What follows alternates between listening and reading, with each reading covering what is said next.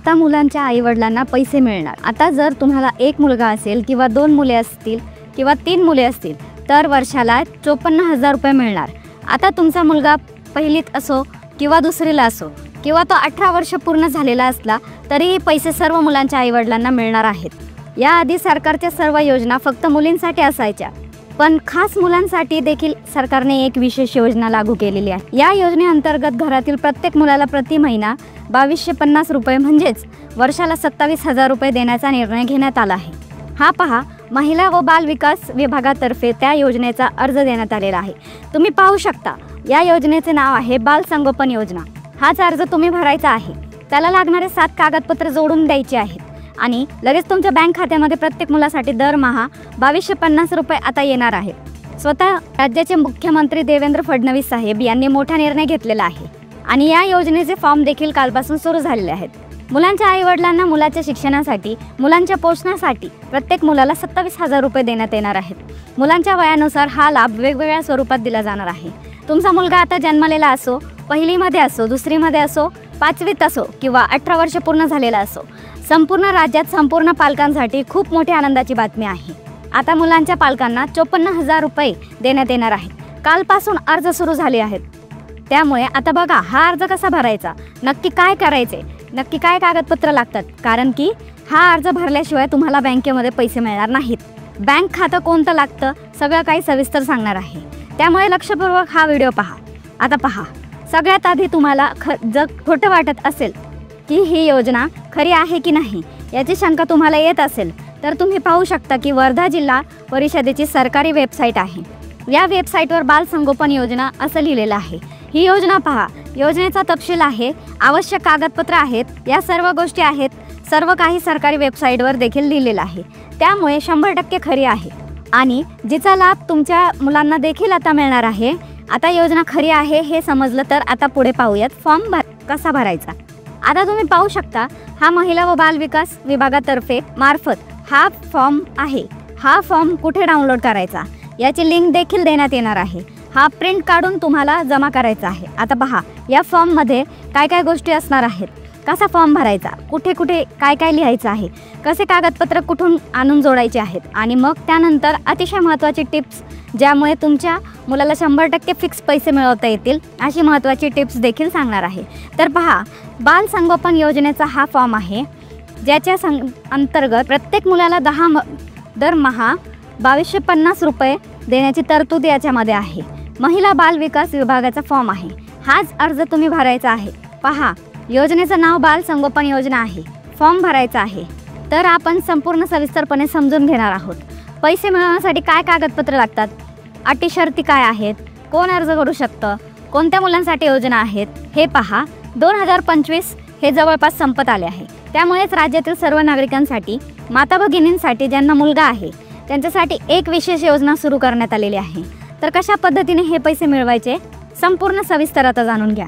सर्वात आधी आपण मुलांसाठी जी योजना आहे, ज्यामध्ये मुलाला 2250 रुपये प्रति महिना म्हणजेच वर्षाला 27,000 कसे मिळतात याचा अर्ज कसा करायचा, कागदपत्रे कोणती लागतात, कोणते पालक याला अर्ज करू शकतात, ती माहिती घेऊ। राज्यात बालकांच्या संगोपनासाठी ही सरकारी योजना राबवली जाते, ज्यामध्ये मुलांचं वय 0 पासून 18 वर्ष असणं आवश्यक आहे, म्हणजेच 18 वर्षाच्या आतील मुलांसाठी ही योजना आहे।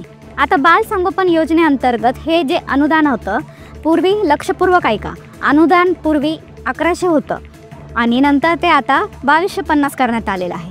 महागाई वाढल्यामुळे अनुदान वाढवण्यात आलेले आहे। आता याचा लाभ कसा दिला जातो, तर हा लाभ जो आहे तो पात्र लाभार्थ्यांना कॅश स्वरूपात पूर्वी दिला जायचा, पण आता बँक खात्यात ही रक्कम जमा केली जाते। मुलाच्या आणि पालकाच्या नावाचं एक जॉईंट अकाउंट उघडावं लागतं। कदाचित पालकाचं जरी असेल किंवा मुलाचं जरी असेल, त्याचं मायनर अकाउंट असतं, तर त्यावर तो लाभ मिळू शकतो। आता कोणत्या पालकांचा समावेश याच्यामध्ये होत असतो, कोणत्या पालकांच्या मुलांना हे पैसे मिळतात, पैसे बँक खात्यात येण्यासाठी नेमकं काय करायचं सगळं सांगते।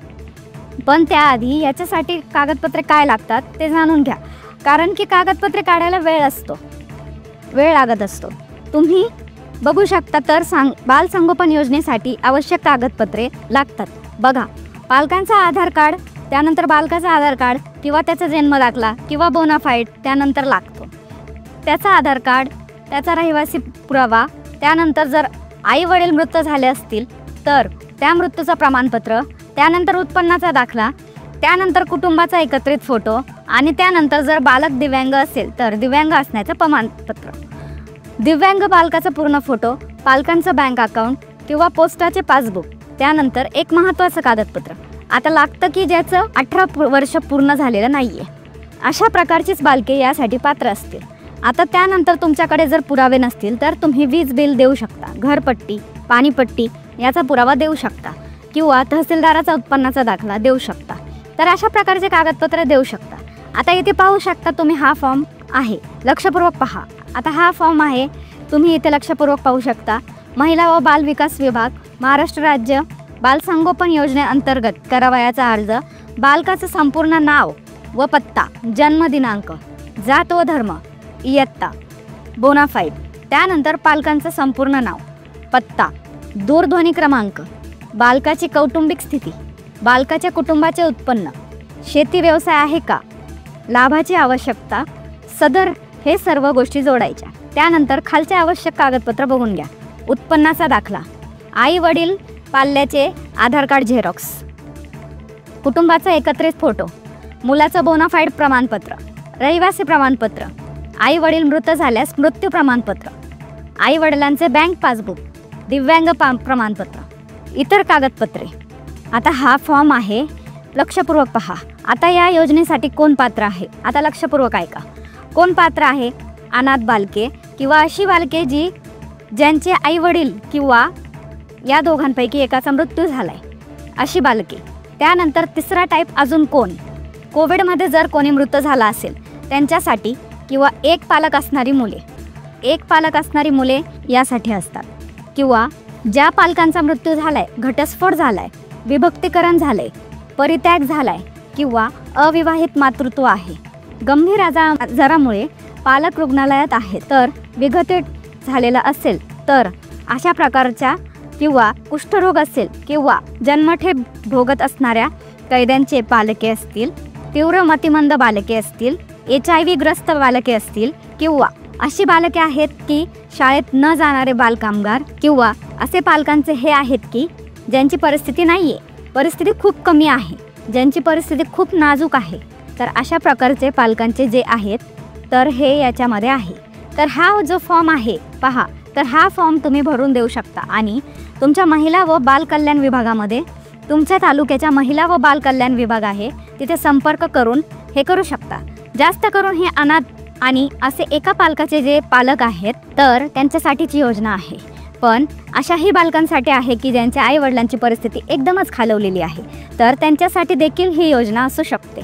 तर तुम्ही तुमच्या जवळच्या महिला व बालविकास विभागांमध्ये जाऊन या फॉर्मची चौकशी करू शकता. जर तुम्ही याच्यामध्ये पात्र असाल तर तुम्ही हा फॉर्म भरून नक्कीच याचा लाभ मिळवू शकता. तुम्हाला या योजनेची आधी माहिती होती का? नक्की कमेंट करून कळवा. चॅनलला नवीन असाल तर सबस्क्राईब करा. धन्यवाद.